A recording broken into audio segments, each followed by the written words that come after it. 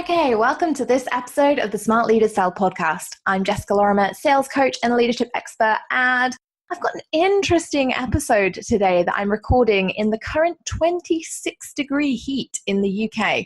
So for anyone who is listening who is also based in the UK, I apologize for the recent heat wave. If you're anything like me and you are recording podcasts, audio, video, or some other kind of content in your office and you have to have all of your windows shut and you can't even have your fan on and you are sweltering like a sweltering thing in a box marked very, very, very, very sweaty, then this episode is for you because I feel you. Not literally, because if you're like super sweaty, that would be gross, but let's roll with it and dig into today's episode, which is actually all about my recent experience with the banking world, which sounds really sinister, doesn't it? It's like, oh, I should be singing the Jaws theme tune at this point, warning people that banking policies are about to be talked about. So it was an interesting week for me, and I'm going to preface this experience that I had with my banking provider. And if you follow me on Twitter, you will know who my banking provider is, because over the last few days, I've been tweeting them and asking a few questions about the situation that I'm going to go through with you guys today, and about what it's taught me in terms of sales, in terms of long-term customer value, and in terms of managing my team and growing my team in the future as well. So this weekend, I sat down, and one of the things I've been trying to do for a year and a half is buy some wine, obviously, that I had been trying to buy for a year and a half. Now, the reason that I'd been trying to buy the wine for a year and a half was because we went on holiday last year to Prague. We went to an amazing restaurant called Blue Wagon. If you ever go to Prague, please visit. It is incredible.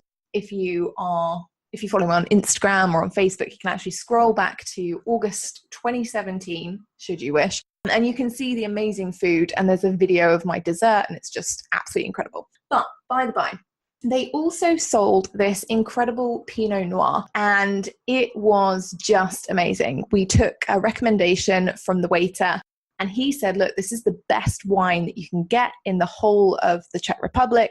You should definitely try it if you like wine. So we had this incredible Pinot Noir, and when he kind of brought it out, he had like the little white gloves on and the candle to check the sediment. And it was a really, really great experience. And the wine was phenomenal. If you are a Pinot Noir fan, you need to go and look up Stapleton and Springer. They are a Czech Republic vineyard, and their wine is, no kidding, absolutely incredible. Now, I also want to point out at this point that I am not a massively educated person when it comes to wine. In fact, I will pretty much drink anything. If it's got alcohol in it, there's a good chance that I'm going to drink it. But even I could tell with my basic wine knowledge that it was great. And more importantly, Sam, who is a real, I want to say wino, but I'm pretty sure that that's not okay. But, you know, who really loves wine, who educates himself about it, he really, really loved it. So for the last year and a half, I've been trying my best to get hold of this wine. And the process that I went through was that I originally went on to the Stapleton and Springer Vineyard website. And I said to them, hey, how can I buy this wine? Because they have this website, but they didn't, at that point in time, actually sell their own wine. They only provided it to commercial outlets like restaurants. And they got in touch with me. They're a great family company. And so every time you email them, the owner emails you back directly, which I love. And the owner said to me, well, where did you originally buy the wine or try it? And I said, you know, this Blue Wagon restaurant in Prague. And he was like, okay, cool. And so he emailed the restaurant for me, and he asked them if they had any bottles that they could sell to me. And there was this dialogue between me and the guy at the restaurant, and he was like, yeah, we're happy to sell it to you, but we don't really know how we charge you for it, and we don't really know how we'd ship it to you. And so we'd been going back and forth for a whole year with me basically emailing, being like, I can get UPS to fix this problem. But it was, you know, it was difficult because they were a commercial entity and I wasn't buying like 1,000 bottles and all this kind of stuff. So it'd been a long time. And then at the weekend, I happened to be back on the website because I was like, I wonder if I could email them and just see if I can like just send them some money and they can just send me this wine, because our anniversary is coming up pretty soon. And I was like, well, that would be really, really great. It'd be a great gift. I'd get girlfriend brownie points to the max. And I went on their website and they'd opened up an e-shop. Now I realize I'm telling all you guys about the e-shop, and now I'm quite nervous because I'm like, oh God, I've just waxed lyrical about how great this wine is. Everyone's going to go and buy all of the wine, and I'm going to be like, no. But anyway, went onto the e-shop and I ordered 12 bottles of the Pinot Noir, the 2015. If anyone's interested in wine, it's the 2015. And I ordered these 12 bottles. And because I'm not in the Czech Republic, they have to send you an invoice. So the owner of the company got in touch and they were like, yay, we're so glad that you're buying this wine. Here's your invoice. Make sure it's paid, basically, and then we'll send your wine. So I was like, okay, cool. So I got the invoice, and because it's an international payment, you have to pay it by IBAN. And that's how I ended up where I am today, which is kind of confused about the sales process of companies that have pre-existing customers that don't really want to look after them. So this is where we are. So go onto my online banking and I try and make the payment. And I'm kind of like, I've received IBAN payments in the past. I've had international customers. It seems like they've been able to pay me pretty easily. And so I go into my online banking and I'm like, right, where's the IBAN button? Because obviously my banking knowledge is limited. And I click on this thing that says IBAN payments or international payments. And I get this little message from my bank that says, no, you can't send international payments online. You have to create this limit thing, but you can also call us. And that might be easier for you. So I thought, yeah, why not? I'll give them a call because I'm not massively technical and I don't have hours to waste trying to figure out how to put all my details in to be able to pay one payment. You know, the likelihood is I'm never going to send another IBAN payment again. So I was like, you know, just get the experts to do it. So I call them up and I get put with this customer service agent who, first of all, doesn't know what an IBAN payment is. So that was a little bit concerning. I was like, right, okay, this is my bank. They're also dealing with my business account. Not sure how okay I feel about this. So they put me through to another customer service agent, rightly so, that could help me. And this customer service agent is like, woohoo, let's go, let's do the payment. And he's like asking for all these things. And I'm trying to give him all the requisite numbers and stuff. And he says, okay, cool. So because you're making this payment over the phone today, it's going to cost you £30. And I'm like, oh, okay, cool. And so I say to him, you know, savvy business owner that I am, also cheapskate. Is that something I'm allowed to say about myself? I say to him, oh, okay, cool. I was like, out of interest, if I'd have done the limit thing online, would I be paying a £30 fee? And he said, no, if you do it online, it's only £17. And I was like, right, okay. I said, okay, so just humor me here. I was like, if I went into a branch and I asked somebody to do it there, would there be a cost on that too? And he said, yeah, it would be £40. And at that point, I was intrigued because, you know, couldn't really care less about the extra £30. I'm happy to pay if it's going to save me some energy and effort. But I was like, I am intrigued as to how these charges, A, how they've come about, and B, why are they different? You know, is it that it's because it's a different process, or, you know, what's kind of the crack with that? So I asked the guy, I said, hey, look, you know, just out of interest here, you know, because you are my bank and because I don't really do anything out of the ordinary that often, you know, I use my chip and pin or I use my contactless payments or whatever, and I don't get charged for that. I was like, I just want to know what these charges are. And he said, well, they're just charges. And I was like, yeah, I get that, but why? What are they for? You know, what am I paying for? Because usually when you ring up an insurance company or something and you change your address, they'll tell you, yep, it's £10 and it's an administration fee. But nobody seemed to know what these charges were. And the more that nobody seemed to know what they were, the more inclined I was to talk about the point that actually, if I'm going to be paying for something extra, I want to know what that is. And as a consumer, I kind of feel like I have the right to know what my money is being spent on. just as if I was going to buy a car, or as if I was going to go out and spend my money on a new coach, or if I was going to go out and spend my money on clothes. I want to know, as a consumer, if there are extra charges, what are they for? And are they clear? And so this guy, I said to him, look, I'm really sorry. I said, I know that you're only working for the company and that you might not know all the answers. I was like, and I'm happy to be referred to somebody else if there is anyone that can tell me what these charges are. And the next words that came out of his mouth just completely shocked me. He said, I don't know who can tell you what these charges are. He's like, because honestly, they're just a bit of a rip-off, right? They're just a bit of a rip-off. Okay, as a customer, that's probably not what I want to hear. And that's the point of this episode today. Not, Jess, your bank is completely crap and you should not bank with them anymore. Believe me, already thinking that. But how can we actually answer customer questions in a way that still wants to make them buy from us, if we're adding in things like extra charges? And also, are we valuing our pre-existing customers in a way that makes them want to continue buying with us and continue, using our services?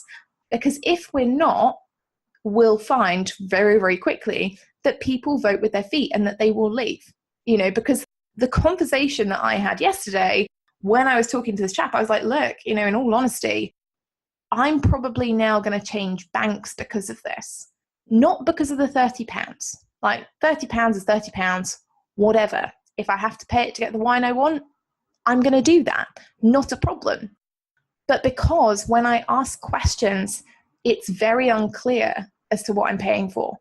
And because actually you've told me that it's a rip-off and that you probably wouldn't want to pay it as a customer either, that doesn't give me faith in the company. It doesn't make me feel good. It doesn't make me feel warm and fuzzy about buying from them, right? So let's look at how we give our customers a good experience. Now, the first thing when it comes to sales about giving your customers a good experience is know your products and services, okay? You don't have to justify your prices to anyone. And the key thing about my conversation with this chap yesterday, even though I'm pretty sure he was like, oh, Jesus, she's the customer from hell, was not, I want you to justify your prices to me.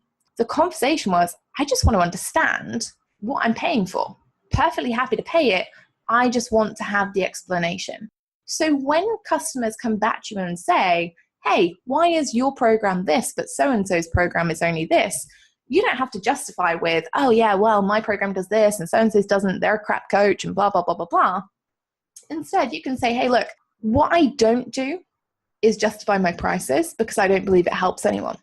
However, what I can tell you is that my program is priced at this because the transformation that we see and the results that we see people get typically include these things and list out the benefits and the transformations that they can expect.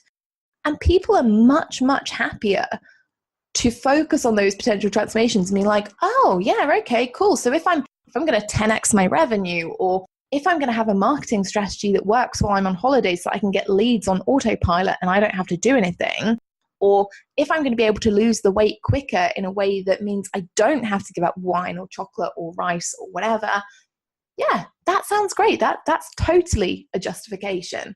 That makes me feel good about spending the money. You've also got to know your products and services and be able to explain to customers which ones are genuinely right for them. Okay, now the chap yesterday, he could have turned around to me and said, hey, look, I don't know whether you want to know this, but if you want to pay less for this charge, you could just do this online and this is what it would involve. Now, the likelihood is that in all honesty, I'd have just been like, nah, it's cool. I'd rather pay the extra £13 and just have you do it because it's going to be the only payment I'm ever going to make this way, quite likely. But he didn't give me any options. He took me through a process and then went, okay, cool, it's going to be £30, and then started throwing all these other options at me at the end. When you're going through sales calls and sales processes with your customers, it's really important to discover what their problem is and what the best solution is for them first, so that if they come back to you with an objection like, it's too expensive, or, I need to talk to a spouse or partner, you can go back and give them different options or different follow-ups accordingly, right? Have the information first. If I'd have got on the phone and I'd have said, like I did, hey, I make I need to make this IBAN payment. Can I do it over the phone? Because there seems to be a problem with my online banking. And he'd said, okay, cool. Well, let's find out how many IBAN payments you're planning to make in the next 6 months. The likelihood is that with the wine, I'm sat here saying, yeah, it'll only be one. But the reality is it'll probably be a few, because I like the wine and we will drink it fairly quickly. So, if he'd have taken the information, he could have actually sold me the product or service that I needed, which would have been, yeah, I think you should probably set this up online. It will be cheaper for you. It'll be £17 a time. And then I'd have gone out and I'd have bought God knows how many bottles of wine over the next 6 to 12 months. And I'd have spent way more than the £30 charge that they wanted. Okay. The second thing is, you've got to remember that your team have to reflect your values. Okay. Because when you hire people into your team, they reflect you and your business. So if they don't have the same values as you, if they don't have the same buy-in to your business and the amazing things that your business and that you do, it's really, really difficult for them to communicate in a way that's positive with customers when they're being, easy to deal with and, on the odd occasion, like I probably was yesterday, asking more difficult questions, asking things that are more advanced. Train your staff to know when to refer somebody to you or when to refer somebody up to key management. And also make sure you're hiring in the best interest of your customer. For somebody to say, oh yeah, our charges are a ripoff, makes me go, wow, this is a company that I've banked with since I was 11 years old. I'm now 28. Okay. So that's 17 years with the same company. And here I am this morning looking at, okay, well, maybe I'll go and bank with these guys. Maybe I'll go and bank with these guys or these guys, because I don't want to be told that the company I'm banking with creates charges that are just ripoffs. Okay, I don't want to hear that as a customer. I want to believe in the company that I use because I go out and recommend them pretty regularly. Okay, so really think about this with your team. If your team is involved in your sales process or in your customer service process, it's really important that they know key things about your business. One is to know the basic products and services and where they can refer people to buy those from. Two is, do you have a standardized way of dealing with customer complaints, customer questions, and ways that customers contact you? And three is, train your team to know when to escalate, okay? Make sure that they know when there is a problem that they can't solve or that you don't want them to have to solve because it might be finicky or difficult or take more time that isn't valuable for them. And make sure you're hiring in the best interests of your company. If you want people to always have a positive customer service, do not hire somebody who's got the attitude of Eeyore on a bad day. Okay, I directly attribute that quote to one of my clients, Fran Excel, who does say that. So if you've heard that quote before, it is from Fran. But it's true, think about who you want to hire. Think about the experience you want your customers to have. Think about the people that you really think would be the best fit and hire them. Don't hire somebody who's miserable and crotchety and really hates people if you want them to be in a primarily customer-facing role every single day. And then finally, long-term customer value is key, okay? Now, the way that we get long-term customers is we retain them with loyalty, okay? You reward loyal customers. You treat them with respect. You train staff so that customers always feel safe and secure and happy about dealing with you and dealing with your team and the products and services that they purchase. So make sure that you're doing those things. Think about, how am I rewarding loyal customers? One of the things that I do with the Dotties is I give them 20% off anything else I do. So if they're a Dottie and they want to buy anything else from me, they get 20% off automatically. Whether that's my planner, whether that's a program that I'm running, whether it's an event that I'm holding, anything at all, they get an automatic discount. Because, hey, they're loyal enough to be in my membership, they're paying me every month. I want to make sure that they feel really good about the experience and that they are able and find other things accessible to them that I might be running, okay? The other way to reward loyal customers is send them stuff regularly. Send them stuff that you think would be handy to them, whether it's free email content, whether it's exclusive audios or videos or something like that. Just send them something that is going to make them feel good. One of the things that I did for my mastermind clients last year was actually to have little bracelets made up with quotes on them. And I sent them to all of the members of my mastermind so that they could look down and know that, okay, yeah, Jess really cares. And here's my quote for getting through the next 6 months. Okay. So think about, how are you rewarding your loyal customers? Doesn't need to be that you're buying them something, doesn't need to be that you're giving them money off, but you need to be thinking, how am I treating people? How am I encouraging them to come back? The other thing that you want to be thinking about when you're talking about, long-term customer retention is about this customer respect.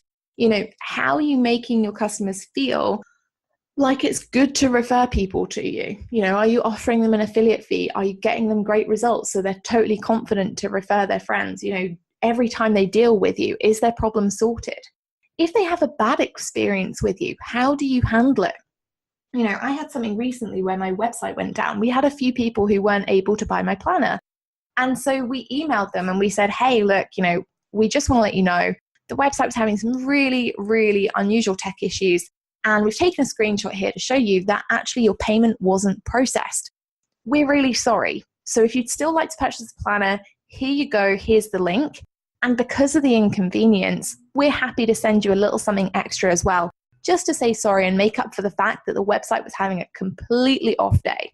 Now, that goes down really well. And it, in all honesty, it costs me nothing to think about, well, what can I send to a person who has had an inconvenient experience? Or, what can I do for a person who's pointed out that actually I have typos on my website, or that, there's something they're trying to download that isn't working for them in the right way? It's really important for you to resolve issues in a way that feels good for you and in a way that feels good for your customer. And what that will do is help them to feel like they feel secure with you, to feel like they're valued by you as a customer, and that will keep your long-term revenue and that sustainable referral network going in your business.